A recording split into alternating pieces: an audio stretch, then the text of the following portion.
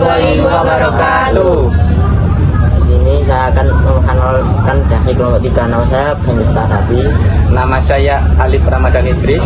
Nama saya Nadia Dharma Usaini. Saya Dio Rahmajana. Nama saya Angelika Agustin Alexander.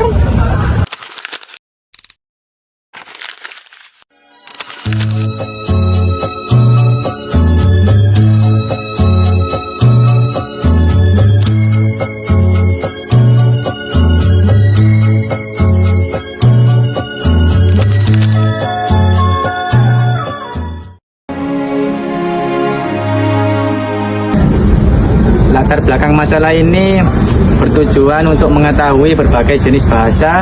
Seseorang bisa mengubah cara berkomunikasi sesuai dengan keadaan yang dihadapi.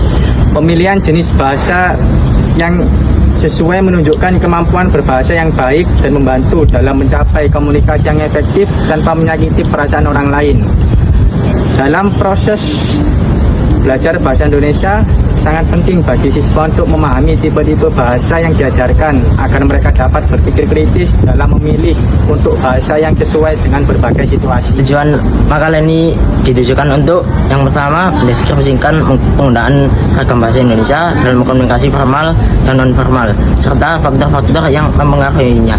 Yang kedua, menganalisis perbedaan penggunaan bahasa formal dan informal atau non-formal dalam konteks komunikasi sehari-hari. Yang ketiga, mengkaji kesesuaian ragam bahasa Indonesia dengan bahasa baku dan konteks sosial dan budaya. Yang keempat, menyadarkan dan memotivasi seluruh warga kampus akan fungsi dari pentingnya penggunaan bahasa Indonesia yang baku sebagai bahasa nasional. Dan manfaatnya yaitu pertama, memberikan wawasan bagi pembelajar bahasa Indonesia dalam memilih ragam bahasa yang sesuai, serta mendukung komunikasi efektif dan beretika di lingkungan akademik dan sosial. Ragam bahasa Indonesia berdasarkan situasi pemakaian. Ragam bahasa Indonesia berdasarkan situasi pemakaian dibedakan menjadi dua, yaitu ragam bahasa formal dan ragam bahasa non-formal. Ragam bahasa formal adalah variasi bahasa yang digunakan dalam situasi resmi seperti rapat dinas dan pembelajaran di kelas. Ragam bahasa formal memiliki beberapa ciri khas yang membedakan dari ragam bahasa lainnya.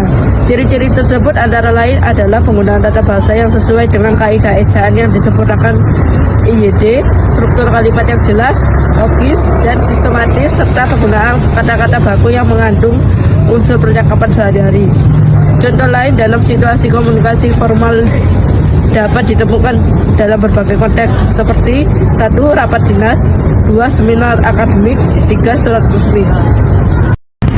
Ragam bahasa non-formal digunakan dalam situasi tidak resmi, santai, dan penuh keakraban. Ciri khas antara lain penggunaan kalimat sederhana yang tidak harus mengikuti pola subjek, predikat, objek, keterangan, atau SPOK. Contoh situasi komunikasi non-formal dapat ditemukan dalam berbagai konteks seperti 1. Percakapan saat istirahat, 2. Diskusi santai di luar jam kerja, 3. Obrolan. Fungsi bahasa Indonesia sebagai bahasa nasional. Yang pertama, sebagai lambang kebanggaan, kebangsaan yang mencerminkan nilai-nilai sosial budaya dan menjadi dasar rasa kebangsaan.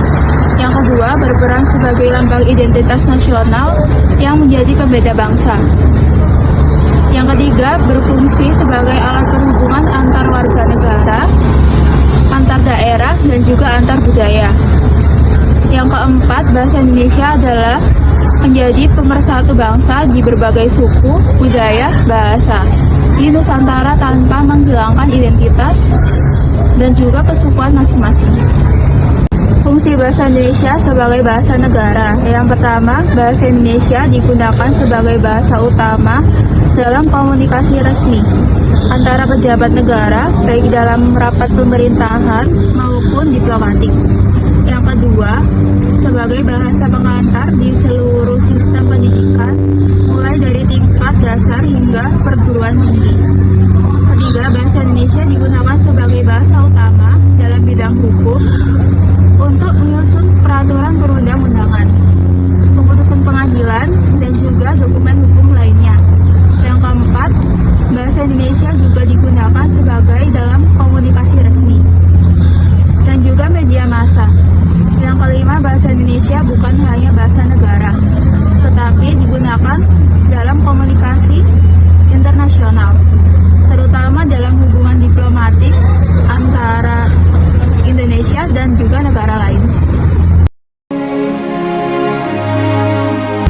bahasa formal menekankan kesopanan dan kejelasan dalam interaksi resmi.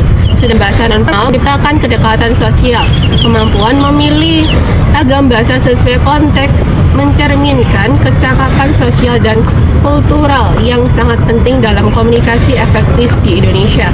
Saran dari kami adalah yang pertama, pembelajaran bahasa Indonesia perlu memperkuat pemahaman konteks dan ragam bahasa agar siswa mampu berkomunikasi secara kritis dan bertanggung jawab. Yang kedua, praktik penggunaan ragam bahasa dalam berbagai situasi harus dimasukkan dalam kurikulum untuk meningkatkan kesadaran sosial dan kemampuan beradaptasi berbahasa.